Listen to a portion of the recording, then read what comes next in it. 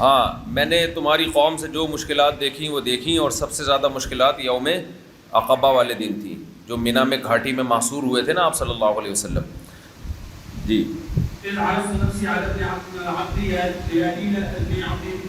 ہاں، جب میں نے اپنے آپ کو ابن عبد یالیل ابن عبد کلال پہ پیش کیا. یہ طائف کا واقعہ ہے. اب میں نے کل بتایا تھا نا کہ یہ اس جو ہے بدل ہے. یہ بہت مشکل عبارت ہے، یعنی شارحین بہت مشکل میں ہے کہ اس کا مطلب کیا ہے، یہ از کا پچھلے سے تعلق کیا ہے. تو زیادہ قریب بات یہ معلوم ہوتی ہے کہ یہ از ظرفیہ ہے، بدل ہے. یوم عقبہ والا سال اور پھر اس کے فوراً بعد طائف کا سال ہوا. تو یوم عقبہ میں بھی آپ صلی اللہ علیہ وسلم کو بہت زیادہ مشکلات ہوئیں، اور اس کے بعد طائف میں جو مشکلات ہوئیں وہ بھی غزوہ احد سے زیادہ تھیں. تو طائف میں آپ صلی اللہ علیہ وسلم، طائف جانے سے پہلے ہوا یہ کہ نبی صلی اللہ علیہ وسلم کے چچا ابو طالب کا بھی انتقال ہو گیا، اور آپ صلی اللہ علیہ وسلم کی زوجہ حضرت خدیجہ کا بھی انتقال ہو گیا. آپ کی زوجہ بھی آپ کی تسلی کا ذریعہ بنتی تھی، آپ کے چچا بھی. ادھر توجہ رکھو نا، وہاں کیا نظر آ رہا ہے تمہیں؟ تو آپ صلی اللہ علیہ وسلم بہت زیادہ پریشان ہو گئے، مکہ میں بالکل تنہا ہو گئے. جو ایک سپورٹ ملتی تھی اپنے چچا کی طرف سے، خاندانی سپورٹ، اور اپنی زوجہ کی طرف سے جو تسلی ملتی تھی وہ بھی ختم ہو گئی. تو غمزدہ حالت میں پھر آپ اہل مکہ سے مایوس ہوئے کہ مکہ والے تو بات مان نہیں رہے، تو طائف میں چل کے دیکھتے ہیں. تو ہمیشہ پیغمبروں کی عادت ہے سرداروں پہ دین کو پیش کیا جاتا ہے، کیونکہ سردار اگر صحیح ہو جائیں تو پھر پوری قوم مسلمان ہو جاتی ہے. اس سے یہ پتہ چلتا ہے کہ یہ جو قرآن میں آتا ہے نا کہ عبداللہ ابن ام مکتوم نبی کی خدمت میں آئے اور آپ صلی اللہ علیہ وسلم نے چہرے کو پھیر لیا، تو اس آیت سے جو ہمیں سبق ملتا ہے کہ امیر اور غریب کی دعوت میں کوئی فرق نہیں ہونا چاہیے. بعض لوگ مالداروں کو فوکس کر رہے ہوتے ہیں، غریبوں کو اگنور کر رہے ہوتے ہیں. تو ہمیں سورہ عبس سے پتہ چلتا ہے کہ ان میں کوئی فرق نہیں ہے. تو خوب سمجھ لیں، سورہ عبس کا جو اصل مفہوم ہے وہ یہ ہے کہ طالب کو غیر طالب پہ ترجیح دی جائے. اگر غریب میں طلب زیادہ ہے، مالدار میں طلب نہیں ہے، تو پھر مالدار کو غریب پہ ترجیح دینے کی آپ کو اجازت نہیں ہے. لیکن اگر نارمل حالات ہوں تو پھر وہ لوگ جن کے ہاتھ میں قوم کی لگام ہوتی ہے، جن میں ایک آدمی کے سدھرنے سے آپ کو یہ امید ہو کہ باقی سارے سدھر جائیں گے، تو پھر ایسے میں اپر لیول پہ محنت کی جائے گی. سمجھتے ہو؟ جیسے موسیٰ علیہ السلام کو اللہ نے ڈائریکٹ فرعون کے پاس بھیجا ہے، بنی اسرائیل کے عام لوگوں کے پاس نہیں، مصریوں کے عام لوگوں کے پاس نہیں بھیجا تھا، ڈائریکٹ فرعون کے پاس بھیجا. تو ہمارے نبی صلی اللہ علیہ وسلم نے بھی زیادہ محنت سرداروں پہ کی ہے. تو آپ جب طائف میں گئے تو آپ صلی اللہ علیہ وسلم نے ابن عبد یالیل ابن عبد کلال، عمدۃ القاری اور فتح الباری میں ہے کہ یہ امام بخاری سے تسامح ہوا ہے. یہ ابن عبد یالیل نہیں ہے بلکہ عبد یالیل بن عبد کلال ہے. سمجھتے ہیں؟ عبد یالیل بن عبد کلال، دو تسامح ہوئے. ایک تسامح تو یہ ہوا، دوسرا یہ ہوا کہ یہ عبد کلال بھی نہیں ہے بلکہ عبد یالیل ابن عمر ہے. سمجھتے ہیں؟ تو یہ دو جگہ تسامح ہوا ہے کہ ایک ولدیت بتانے میں بھی، اور یہ جو ہے ابن عبد یالیل کو ابن عبد یالیل کر دیا. تو یہ پوائنٹ ٹو بی نوٹڈ ہے. چلیں آگے.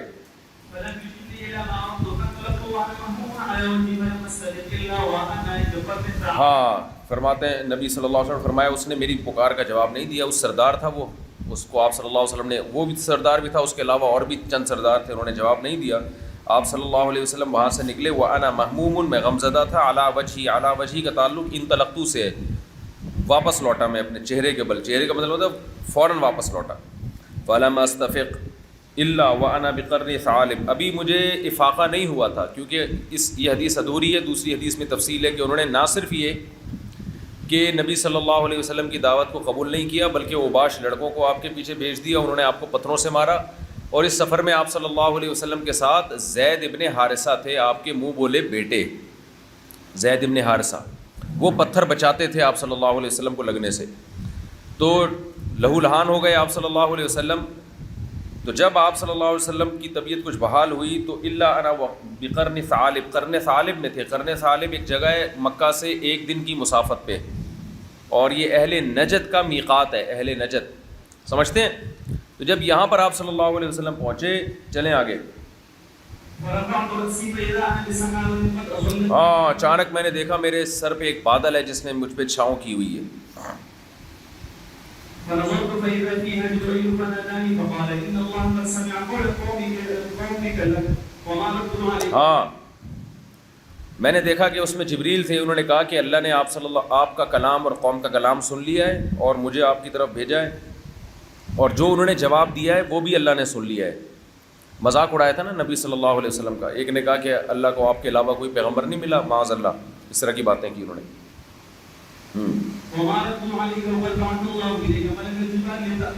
ہاں اللہ نے آپ کی طرف پہاڑوں کا فرشتہ بھیجا ہے. اب آپ جو حکم دیں گے وہ پہاڑ کے ساتھ وہ کچھ کر دے گا. آپ چاہتے ہیں تو دونوں پہاڑوں کو ملا کے پوری بستی کو تباہ کر دے گا.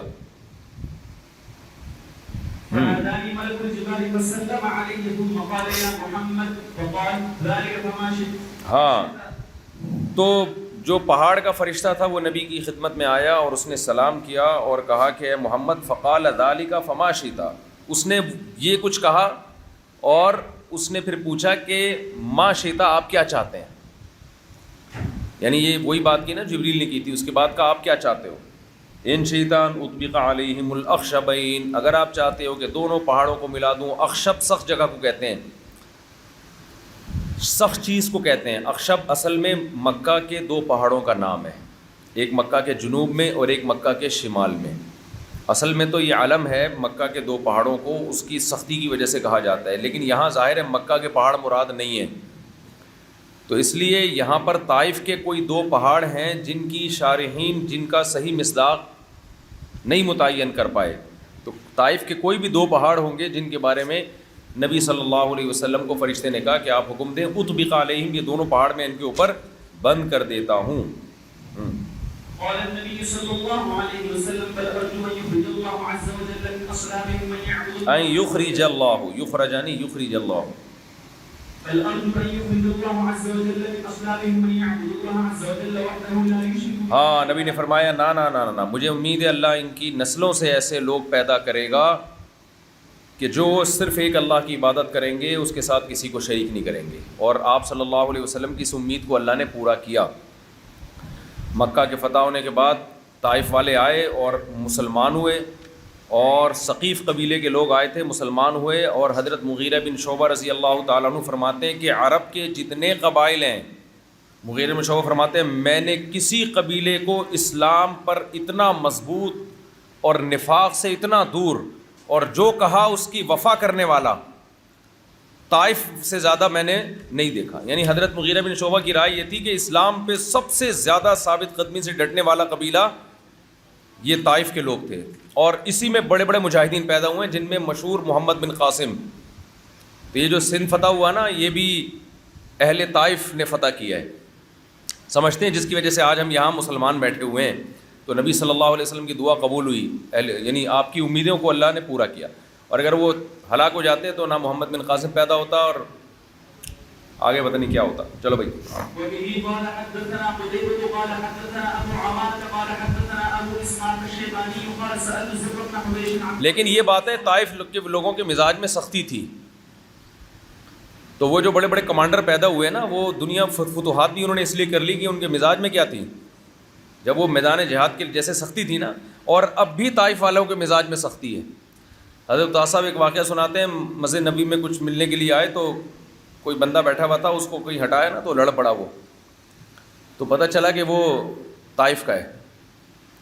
تو پاکستانی تھے، کوئی عالم تھے، انہوں نے اس کو کہا کہ تم طائف کے لوگ ہیں، تمہارے مزاج میں تم نے ہاں نبی کو نکال دیا تو ہم کیا ہیں. وہ آ کے کہہ رہا تھا یہاں سے ہٹو، میری مسجد سے کسی کو ہٹا رہا تھا کہ میں یہاں بیٹھوں گا. تو انہوں نے کہیں بول دیا کہ تم نے تو پیغمبر کو طائف سے نکال دیا تھا، ہم کیا ہیں بھائی. تو ابھی بھی طائف والے لوگوں کے مزاج میں سختی ہے. چلو بھائی. سألت زر بن حبيش عن قول الله عز وجل كان قاب قوسين أو أدنى فأوحى إلى عبده ما أوحى. قال حدثنا ابن مسعود أنه رأى جبريل. یا تو حمزہ وصلیہ کو وقف کر کے پڑھو یا پھر حذف کر دو. حدثنا ابن مسعود. قال حدثنا ابن مسعود أنه رأى جبريل له 600. ہاں زر ابن حبیش فرماتے ہیں اللہ تعالیٰ کے اس قول کے بارے میں، سورہ نجم میں ہے نا، فکانا قاب قوسین او ادنا. کہ حضرت جبریل جو تھے 2 قوس کے قریب آ گئے نبی صلی اللہ علیہ وسلم کے، بلکہ اس سے بھی زیادہ۔ تو یہ جو سورہ نجم ہے نا، اس میں جو دیکھنے کا تذکرہ ہے فَأَوْحَىٰ إِلَىٰ عَبْدِهِ مَا أَوْحَىٰ، تو یہ وحی کرنے والے بھی جبریل تھے، اور نبی نے جن کو دیکھا وہ بھی کون تھے؟ جبریل تھے، فرشتے کو دیکھا۔ بعض علماء اس کے قائل ہے کہ سورہ نجم میں نبی نے اللہ کی زیارت جو کی ہے اس کا تذکرہ ہے، تو نبی صلی اللہ علیہ وسلم نے اللہ کی زیارت کی ہے یا نہیں کی ہے، اس کے بارے میں علماء کی 2 رائیں۔ آگے اسی سے متعلق حدیثیں آ رہی ہیں، ٹھیک ہے نا۔ تو سورہ نجم کی جو تفسیر بخاری میں منقول ہے اور حضرت عائشہ سے منقول ہے، وہ آپ دیکھیں گے اس میں ہے کہ اللہ کی زیارت نہیں کی، بلکہ معراج کی رات میں کس کی زیارت کی ہے؟ نبی صلی اللہ علیہ وسلم نے حضرت جبریل کو اپنی اصل شکل میں دیکھا ہے۔ اب اس میں علامہ نووی رحمہ اللہ نے اختلاف ذکر کیا ہے، اور علامہ نووی نے جمہور کا مذہب اس بات کو قرار دیا کہ اللہ کو دیکھا ہے نبی صلی اللہ علیہ وسلم نے۔ آگے حضرت عائشہ کی حدیث آ رہی ہے کہ حضرت عائشہ نے سختی سے انکار کیا کہ اللہ نے پیغمبر کی زیارت نہیں کی، اور حضرت عائشہ دلیل میں نبی نے اللہ کی زیارت نہیں کی، الٹا کہہ دیا میں نے۔ اور حضرت عائشہ رضی اللہ تعالی عنہ نے اس پہ قرآن کی آیت پڑھی، لا تدرکہ الابصار وہو یدرک الابصار، آنکھیں اللہ کا ادراک نہیں کر سکتی بلکہ اللہ آنکھوں کا ادراک کرتا ہے۔ تو علامہ نووی نے لکھا کہ بھئی حضرت عائشہ کا اپنا اجتہاد ہے، کیونکہ جب آنکھیں ادراک نہیں کر سکتی تو ادراک کہتے ہیں کسی چیز کی پوری حقیقت اور ماہیت کو جا لینا، تو ادراک کی نفی ہے، رویت کی نفی نہیں ہے قرآن میں، تو ادراک ممکن نہیں ہے۔ تو حضرت عائشہ کا اپنا اجتہاد ہے، اس پر انہوں نے کوئی حدیث مرفوع پیش نہیں کی ہے، لیکن علامہ ابن حجر رحمہ اللہ نے اس پہ تعجب کا اظہار کیا ہے علامہ نووی کے اس قول پہ کہ حضرت عائشہ کے پاس مرفوع حدیث بھی ہے، اور وہ صحیح ہے مسلم میں ہے، سمجھتے ہیں، جس میں آتا ہے کہ رسول اللہ صلی اللہ علیہ وسلم نے نفی کی کہ میں نے اللہ کو نہیں دیکھا، میں نے جبریل کو دیکھا ہے۔ تو وہ حدیث یہاں موجود ہے، لکھی ہوئی ہے، آپ کے حاشیے میں حدیث موجود ہے۔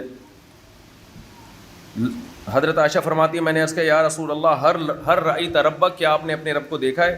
فقال لا انما رأیت جبرائیل منہبطا، میں نے تو جبرائیل کو اترتے ہوئے دیکھا ہے۔ سمجھتے ہیں کہ نہیں سمجھتے؟ تو راجح بات یہی معلوم ہوتی ہے کہ سورہ نجم کی یہ تفسیر حضرت عائشہ بیان کر رہی ہیں، اور پھر نبی صلی اللہ علیہ وسلم سے بھی منقول ہے، تو میری نظر میں راجح یہی ہے کہ زیارت پر کوئی واضح حدیث موجود نہیں ہے، تعویلات ہیں۔ عبداللہ بن عباس رضی اللہ عنہ سے کچھ روایات منقول ہیں جس کا مفہوم بیان کیا جاتا ہے کہ دیکھا ہے، سمجھتے ہو؟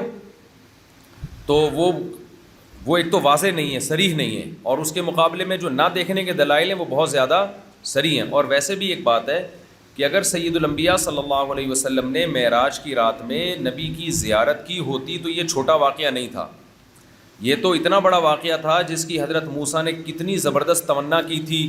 اللہ میاں نے موسیٰ علیہ السلام سے کہہ دیا تھا لن ترانی، اے موسیٰ تو مجھے ہرگز نہیں دیکھ سکتا، پھر اللہ نے اپنی تجلی ڈالی، حضرت موسیٰ بے ہوش ہو گئے۔ تو اتنا بڑا واقعہ تھا نبی کا اللہ کی زیارت کرنا، تو یہ ممکن نہیں تھا کہ یہ آپ کی زوجہ سے مخفی ہو جاتا۔ بھئی ایسا عظیم واقعہ جب کسی کے ساتھ ہوتا ہے تو انسان سب سے پہلے کس کو بتاتا ہے؟ اپنے گھر میں اپنی زوجہ کو بتاتا ہے نا۔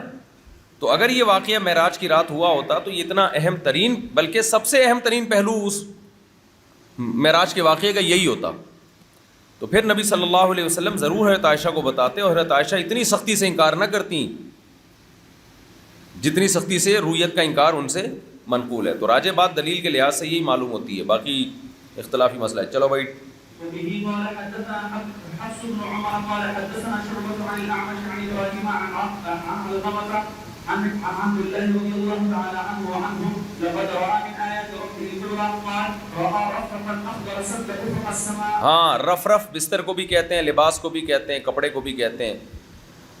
تو یہ جو قرآن میں آتا ہے نا لقد رأى من آیات ربه الكبرى، حضرت عائشہ اس کی تفسیر بیان کرتی ہیں، عبداللہ بن مسعود بیان کرتے ہیں کہ اس سے مراد کیا ہے؟ سبز لباس دیکھا، یعنی حضرت جبریل علیہ السلام سبز لباس میں تھے۔ تو حضرت عائشہ بھی اس کا مطلب، آیت کا مطلب یہ نہیں بیان کرنی کہ اللہ کو دیکھا، اور عبداللہ بن مسعود جیسے عالم بالقرآن وہ بھی یہ بیان کر رہے ہیں کہ کس کو دیکھا ہے؟ جبریل کو دیکھا ہے۔ تو اتنے بڑے بڑے اجل اصحاب جب یہ بیان کر رہے ہیں تو اس کو میرا خیال ہے مضبوط بات پھر یہی ہے۔ سد افق السماء، سبز لباس میں تھے جبریل علیہ السلام، اور آسمان کے کناروں کو انہوں نے بند کر دیا تھا، یعنی اتنی بڑی جسامت تھی کہ آسمان کے کنارے چھپ گئے تھے۔ چلو بھائی وبه قال حدثنا محمد بن عبد الله بن حدیث نمبر اسماعیل. کبھی نہیں پڑھنا، سوری ہر دفعہ حدیث نمبر پڑھا کریں. 3234. جی وبه قال حدثنا محمد بن عبد الله بن اسماعيل قال حدثنا محمد بن عبد الله الانصاري عن ابن عون انبأنا القاسم عن عائشة رضي الله تعالى عنها وعنهم قالت من زعم ان محمدا صلى الله عليه وسلم رأى ربه فقد اعظم ولكن قد رأى حضرت جبرائيل. عائشہ نے فرمایا جس نے یہ دعویٰ کیا کہ محمد صلی اللہ علیہ وسلم نے اپنے رب کو دیکھا ہے فقط اعظم، اس نے بہت بڑا دعویٰ کر دیا. یعنی یہ غلط دعویٰ کو اس سے تعبیر کر رہی ہے کہ چھوٹی غلطی نہیں کی بلکہ بہت بڑی غلطی کی ہے اس نے. ولكن قد رأى جبرائيل في صورته وخلقه سادا ما بين الأفق. ہاں کہتے ہیں حقیقت میں نبی نے جبریل کو اپنی اصل صورت اور اپنی اصل خلقت میں دیکھا ہے. سادم ما بین الافق، آسمان کے دونوں کناروں کو جبریل نے ڈھانپ رکھا تھا. کتنی سختی سے حضرت عائشہ نفی کر رہی ہیں. وبه قال حدثنا محمد بن يوسف قال حدثنا ابو اسامه قال حدثنا زكريا بن ابي زائده عن ابن الاشوع عن الشعبي عن مسروق قال قلت لعائشه رضي الله تعالى عنها وعنه فاين قوله ثم دنا فتدلى فكان قاب قوسين او ادنى. حضرت مسروق کہتے ہیں میں نے حضرت عائشہ سے پوچھا کہ اچھا آپ کہہ رہی ہے کہ نبی نے اللہ کو نہیں دیکھا، پھر یہ جو سورہ نجم میں اللہ تعالیٰ کہہ رہے ہیں ثم دنا فتدلى، پھر وہ قریب ہوا. دل ڈول کو کہتے ہیں نا کنویں میں لٹکایا جاتا ہے، تو تدلی کا معنی لٹکنا. تو لٹکنا کا یہاں مطلب ہے فضا میں معلق، کیونکہ جبریل زمین پہ نہیں تھے نا، تو کہتے ہیں فضا میں معلق ہوا. پھر کیا فکان قاب قوسین او ادنا، پھر وہ دو قوس یا اس سے بھی زیادہ قریب ہو گئے. تو اس سے کون مراد ہے پھر؟ یعنی اس سے تو بظاہر ایسا لگتا ہے یہ اللہ کے بارے میں بات ہو رہی ہے. تو حضرت مسروق حضرت عائشہ کے مشہور شاگرد ہیں نا، مسروق ابن اجدع، یہ کہتے ہیں پھر اس سے کون مراد ہے، اس سے کیا مراد ہے؟ حضرت عائشہ نے فرمایا ذاک جبرائیل، اس سے جبریل مراد ہے. اب ایک اشکال ہوتا ہے کہ جبریل کی تو نبی کو روز زیارت ہوتی تھی، تو یہ اللہ نے اتنے اہتمام سے کیوں ذکر کیا؟ تو اس کا حضرت عائشہ نے جواب دیا کان یاتیہ فی صورت الرجل وانہ اتاہ ہذہ المرہ فی صورتہ التی ہی صورتہ، ہمیشہ انسانی شکل میں آیا کرتے تھے، یہ اپنی اصل شکل میں تھے اور اللہ نے آپ کو زیارت کروا دی جبریل کی. فسد الافق، اور کنارے کو ڈھانپ لیا انہوں نے. چلے بھائی. وبه قال حدثنا موسى قال حدثنا جرير بن حازم قال حدثنا مجھے لگ رہا ہے ان کو گنتی نہیں آتی ہے، حدیث نمبر ہمیشہ پی رہے ہیں، ان کو شاید گنتی نہیں آ رہی. چلو 3232 ہاں 6 دیکھا نہیں آتی نا، تصدیق ہو جائے اس لیے کوئی بندہ ان کو ایسا ہو جو گنتی یاد کرانے پر لگائیں. چلیں. وبه قال حدثنا موسى قال حدثنا جرير بن حازم قال حدثنا ابو رجاء عن سمرة رضي الله تعالى عنه قال قال النبي صلى الله عليه وسلم رأيت الليلة رجلين أتياني فقال الذي يوقظ النار مالك خازن النار وأنا جبرائيل وهذا ميكائيل. ہاں نبی صلی اللہ علیہ، یہ لمبی حدیث کا ایک ٹکڑا ہے. لمبی حدیث یوں ہے کہ نبی صلی اللہ علیہ وسلم فجر کی نماز کے بعد بیٹھا کرتے تھے، کچھ معمول تھا آپ کا، پھر یہ معمول آپ نے ترک کر دیا اور آپ صحابہ سے پوچھتے کسی کو کوئی اچھا خواب آیا ہو تو بتائیں. تو ایک دن آپ نے پوچھا تو کسی کو خواب نہیں تھا، پھر آپ نے فرمایا مجھے خواب آیا ہے. پھر اس خواب بہت لمبا خواب ہے کہ کیسے کیسے جو کبیرہ گناہ کے مرتکب لوگ ہیں نا ان کا عذاب نبی صلی اللہ علیہ وسلم کو دکھایا گیا، سود خور کو کیسے عذاب دیا گیا، زانی کو کیسے عذاب دیا گیا. تو یہ لمبا، یہ اپنے موقع پر آپ یہ حدیث پڑھیں گے کتاب الجنائز میں اس تفصیل سے یہ حدیث.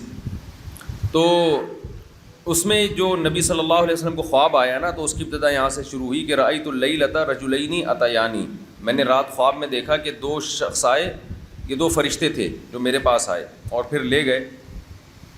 تو اسی حدیث میں ہے کہ اس میں نبی صلی اللہ علیہ وسلم کی زیارت کروائی گئی جہنم کے داروغہ کی بھی، جو جہنم میں آگ سلگا رہا تھا. فقال الذي يوقد النار مالک خازن النار، فقال، ان دونوں نے کہا کہ یہ جو آگ بھڑکا رہا ہے اس کا نام ہے مالک جو جہنم کا داروغہ ہے. وانا جبرائیل، اور دونوں میں سے ایک نے کہا میں جبرائیل ہوں. وہذا میکائیل، اور یہ کون ہے؟ میکائیل ہے جو سور پھونکیں گے قیامت کے دن. تو یہ حدیث امام بخاری فرشتوں کے وجود کو ثابت کرنے کے لیے. چلیں 3237. وبه قال حدثنا مسدد قال حدثنا ابو عوانة عن الاعمش عن ابي حازم عن ابي هريرة رضي الله تعالى عنه وعنهم قال قال رسول الله صلى الله عليه وسلم اذا دعا الرجل امرأته الى فراشه فابت فبات غضبانا لعنتها الملائكة حتى تصبح. حضرت ابو ہریرہ فرماتے ہیں کہ نبی صلی اللہ علیہ وسلم نے فرمایا جب مرد اپنے عورت کو بلائے اپنے بستر کی طرف اور عورت انکار کر دے، فبات غضبان، اور مرد غصے میں سو جائے، تو فرشتے اس عورت پر صبح تک لعنت بھیجتے ہیں۔ آج کل لبرل لوگ بولتے ہیں نا کہ عورت کو یہ حق حاصل ہے کہ وہ نہ آنے، میاں کو قریب نہ آنے دے، تو کیونکہ یہ عورت پہ ظلم ہے کہ اس کو مجبور کرے۔ اس پہ میں نے ایک کلپ ریکارڈ کروایا، آپ لوگوں نے تو لازمی سنا ہوگا، اس طرح کی کلپ طلبہ سب سے پہلے سنتے ہیں کہ عورت کا مرد کو قریب نہ آنے دینا اصل میں یہ مرد پہ ظلم ہے، سمجھتے ہو؟ تو اس کے دلائل اسی کلپ میں مل جائیں گے آپ کو۔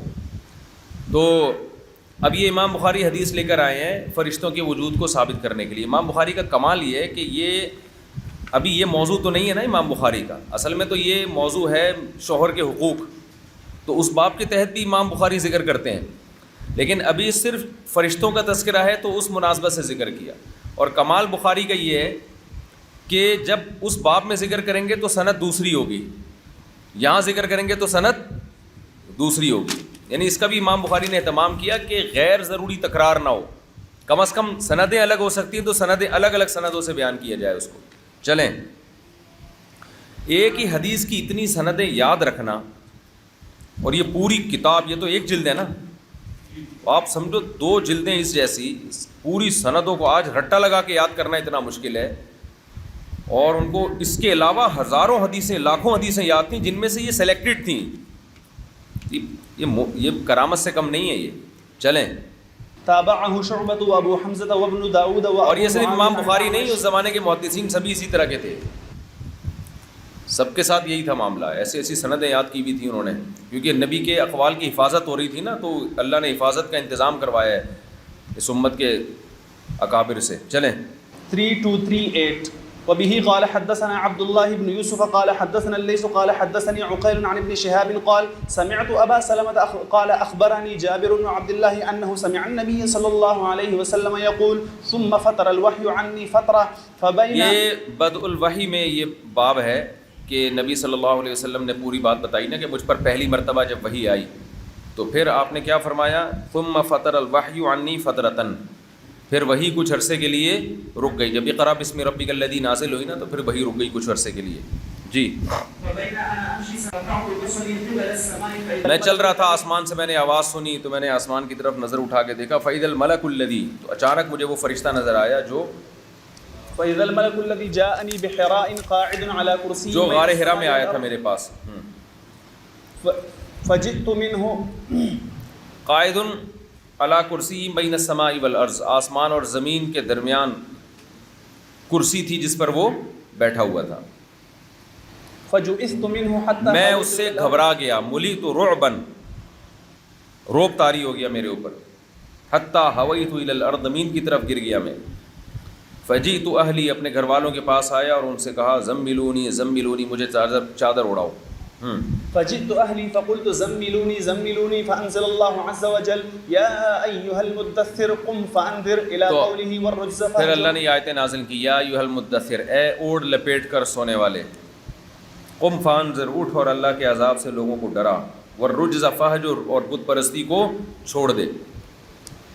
قال ابو سلمة والرجز الاوثان 3239 وبه قال حدثنا محمد بن بشار قال حدثنا غندر قال حدثنا شعبة عن قتادة التحويل وقال لي خليفة قال حدثنا يزيد بن زريع قال حدثنا سعيد عن قتادة عن أبي العالية قال حدثنا ابن عم نبيكم صلى الله عليه وسلم يعني ابن عباس رضي الله تعالى عنهما وعنه عن النبي صلى الله عليه وسلم قال رأيت الليلة أسري بموسى رجلا آدم طوالا جعدا۔ ہاں، کہتے ہیں کہ ابو العالیہ کہتے ہیں مجھ سے تمہارے نبی کے چچا کے بیٹے ابن عباس نے فرمایا کہ نبی صلی اللہ علیہ وسلم نے فرمایا، میں نے جس دن معراج کی رات تھی اس دن میں نے موسیٰ کو دیکھا۔ موسیٰ ایک شخص تھے آدم، گندمی رنگ کے، گندمی کہتے ہیں گورا سے تھوڑا کم، اس کو گندمی رنگ کہتے ہیں نا، طوالن، لمبے قد کے تھے، جعدن، اب جعدن کے 2 مطلب بیان کیے گئے ہیں، ایک مطلب تو ایک گھونگریالے بال، گھونگریالے بال والے تھے، اور دوسرا مفہوم یہ ہے کہ خود گھونگریالے تھے۔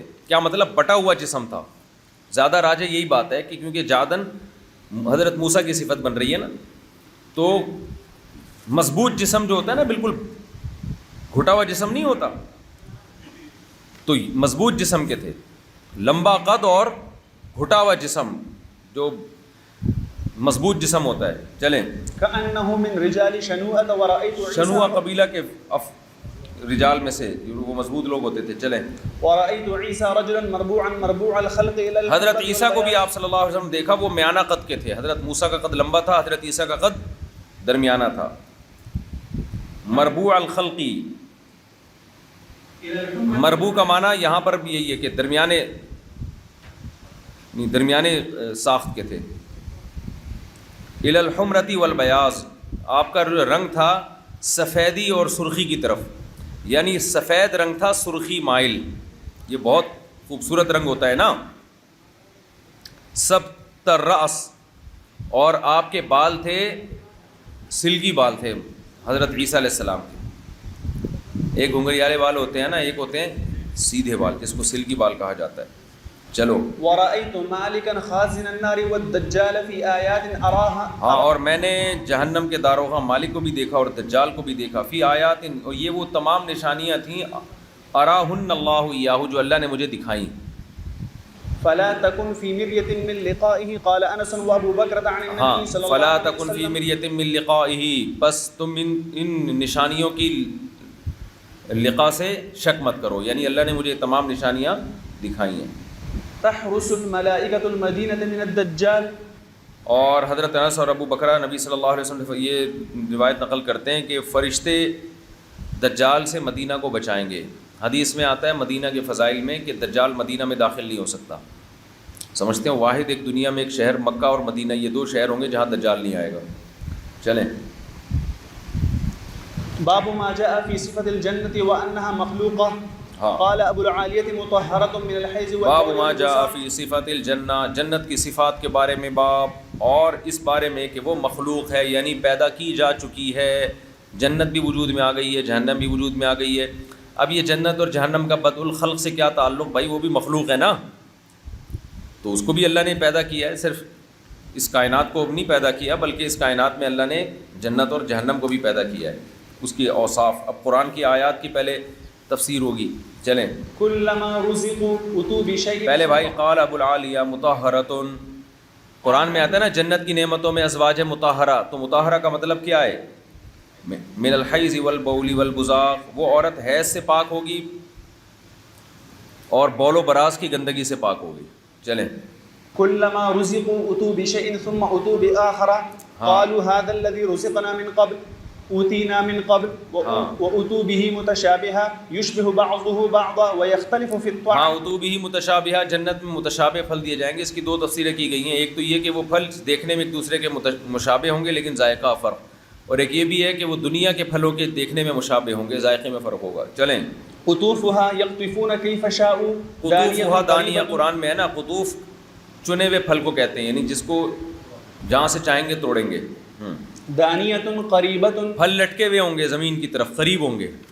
ایسا نہیں ہوگا جیسے ہم بچپن میں بادام توڑتے تھے، بہت اوپر ہوتے تھے نا. ہمارے پڑوسیوں میں ایک درخت تھا، پڑوسیوں کا بادام کا درخت، وہ بادام اتنے اوپر ہوتے تھے تو ہمیں بہت ٹینشن ہوتی تھی توڑنے میں، تو پھر پتھر مارنے پڑتے تھے. بعض دفعہ بادام کے بجائے کسی کے سر پہ جا کے لگ جاتا تھا، جس کے سر پہ لگتا تھا تو پھر وہ ہمیں بادام بنا دیتا تھا.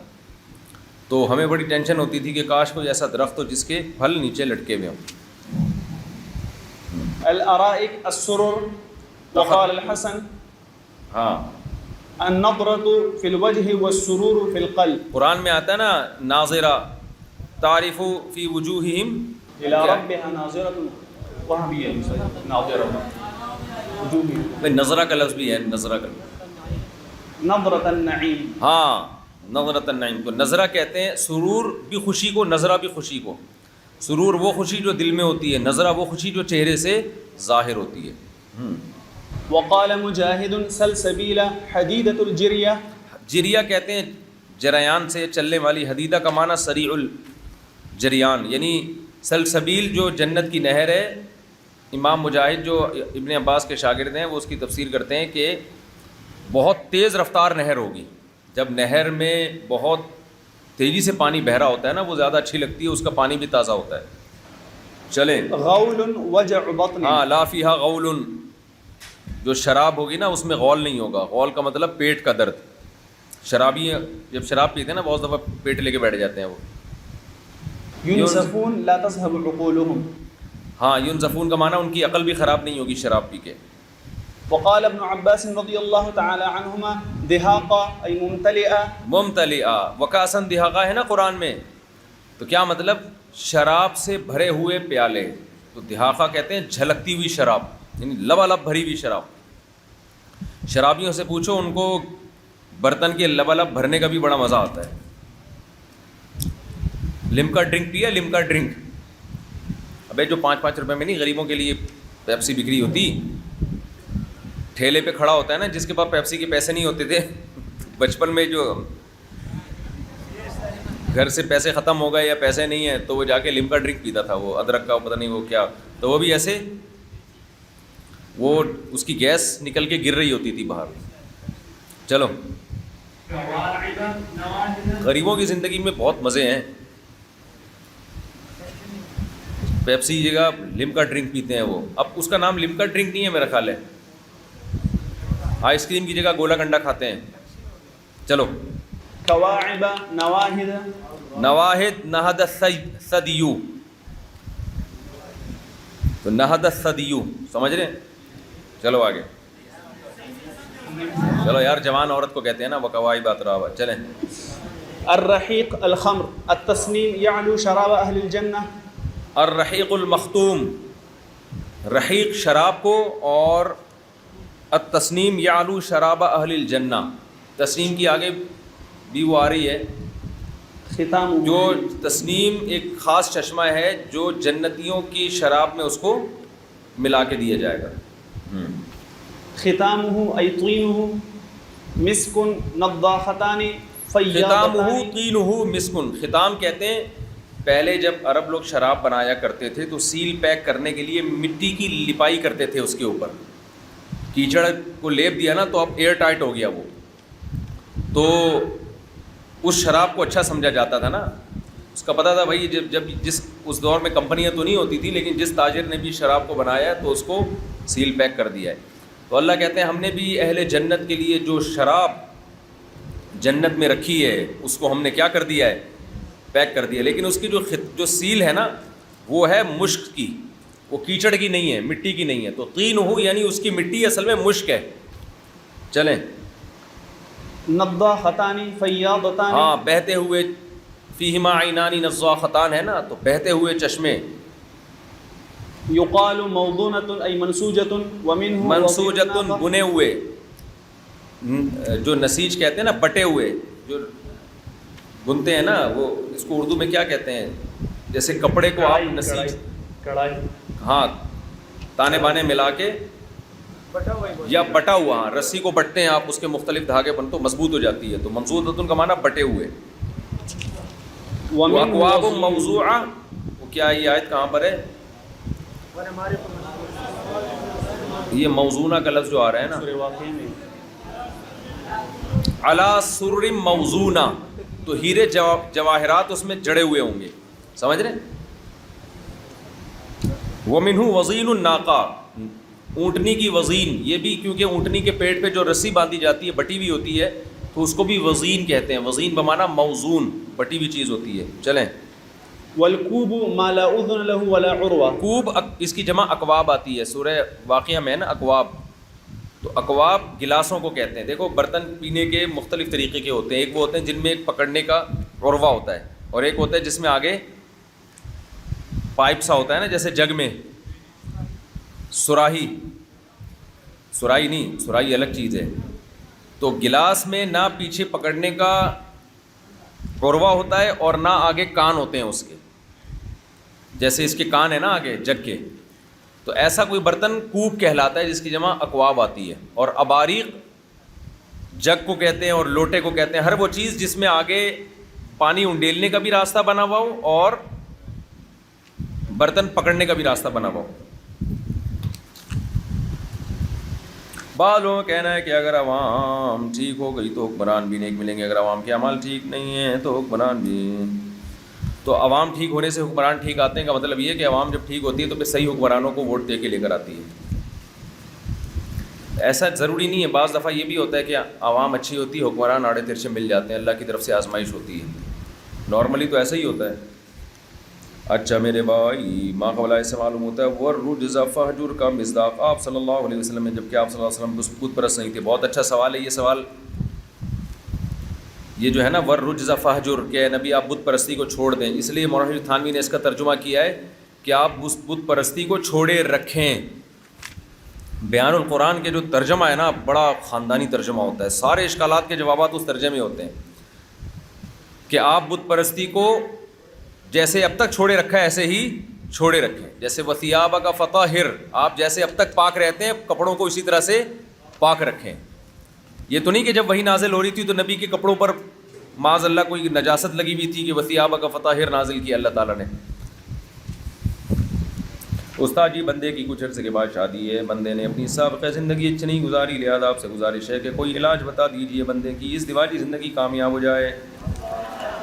دیکھو یہ جو لڑکوں کو ہوتا ہے نا آج کل، غلط کاموں میں لگے ہوتے ہیں، پھر جب شادی آ رہی ہوتی تو پریشان ہوتے ہیں، تو ان غلط کاموں سے جو نقصان ہوا ہے اس کا علاج ہی شادی ہے، لہذا اس کے علاج کے لیے کسی حکیم کے پاس، کسی ڈاکٹر کے پاس جانے کی بالکل ضرورت نہیں ہے، سمجھ رہے ہو؟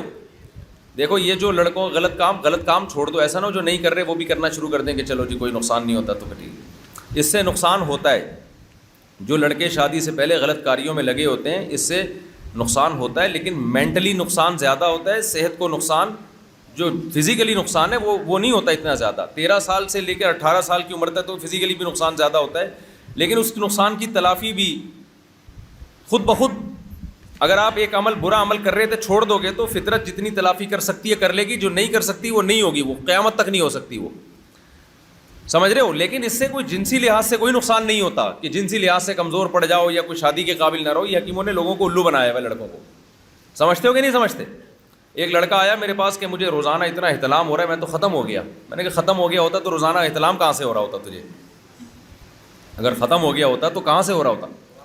تو یہ جو ٹین ایجر کی عمر ہے نا، ٹین ایجر لڑکے جو ہوتے ہیں 13 سے لے کے 18، اس میں تو اپنی بہت زیادہ حفاظت کرنی چاہیے، کیونکہ گروتھ کی عمر ہوتی ہے نا، آپ کی باڈی بہت اسپیڈ سے بڑھتی ہے۔ اس عمر میں آپ کی انرجی اگر الٹے سیدھے کاموں میں بہت زیادہ یوٹیلائز ہونا شروع ہو جائے گی تو آپ کی باڈی پہ فرق پڑتا ہے اس کا، لیکن اس کا بھی کوئی علاج نہیں ہے، بس اس کا علاج ہے کہ برائی کو چھوڑو اور کھاؤ پیو ایکسرسائز کرو۔ اب مسئلہ یہ ہے کہ جو بھی لیکن اس سے جنسی لحاظ سے کوئی نقصان نہیں ہوتا، سمجھ رہے ہو؟ تو اب اس میں دواؤں میں جانا یا حکیموں کے پاس جانا وہ بہت نقصان پہنچائیں گے آپ کو۔ تو اب اس کا حل یہی ہے کہ جلدی شادی کر لو، جتنا دیر سے کرو گے اور برائیوں میں پڑے رہو گے۔ پھر شادی کے بعد ہوگا یہ کہ جس برائی کی آپ کو عادت پڑ چکی ہے نا، تو مینٹلی آپ ڈسٹرب ہوتے ہو، تو آہستہ آہستہ آہستہ آہستہ جب آپ نیچر پہ آتے ہو تو آہستہ آہستہ اس نیچر پہ آ کے، بھائی دیکھو ایک آدمی دودھ کے بجائے، شہد کے بجائے چائے کا عادی ہو گیا یا چرس کا عادی ہو گیا، تو اب اس کو دودھ اچھا لگے گا؟ اس کو شہد میں وہ لذت محسوس نہیں ہوگی، گندگی کا عادی ہو گیا نا۔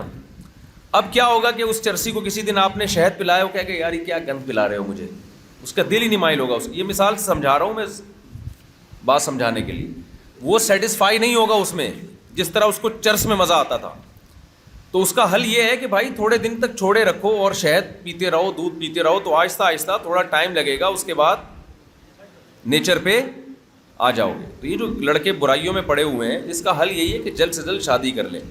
اس کے بعد شروع میں کچھ ہو سکتا ہے ڈسٹربنس ہو، ان کی مسائل ہوں، لیکن وہ خود بخود کیا ہوں گے، ٹھیک ہو جائیں گے۔ تو اس کے لیے کوئی دوا، کوئی، اللہ تعالیٰ نے جوان آدمی کو ایسا بنایا ہے کہ وہ اتنی جلدی نہیں، یہ جو عمر کی کمی ہے نا، یہ بہت بڑا بینیفٹ ہے جو اللہ نے آپ کو دیا ہے، سمجھتے ہو؟ 40 سال کے بعد جا کے آگے مسائل آنا شروع ہوتے ہیں، پھر 40 سال تک تو کوئی مسئلے وسلے نہیں ہوتے، 40 سال کے بعد جا کے پھر مختلف منرلز کی کمی ہونا شروع ہو جاتی ہے، بال سفید ہونا شروع ہو جاتے ہیں، پھر مسائل آنا شروع ہوتے ہیں، کوئی شوگر کا حملہ، بلڈ پریشر کا حملہ۔ تو 40 سال کے بعد پھر زیادہ خیال کرنا چاہیے صحت کا۔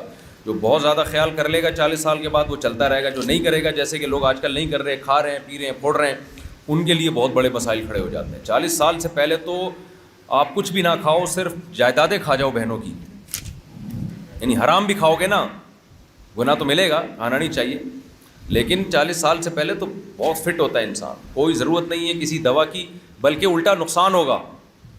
کیونکہ آپ کی باڈی کو اللہ نے یہ 40 سال سے پہلے صلاحیت دی ہوتی ہے کہ جو باڈی میں نقصان ہوتا ہے نا، باڈی اس کی خود ریپیئرنگ کرتی ہے، تلافی کرتی ہے. اگر آپ دوائیوں سے اپنے آپ کو طاقت لانے کی کوشش کرو گے تو باڈی کس کی عادی ہو جائے گی؟ ان دوائیوں کی عادی ہو جائے گی. سمجھتے ہو؟ تو اس لیے اپنے آپ کو تمام دوائیں بچوں کی پہنچ سے دور رکھو.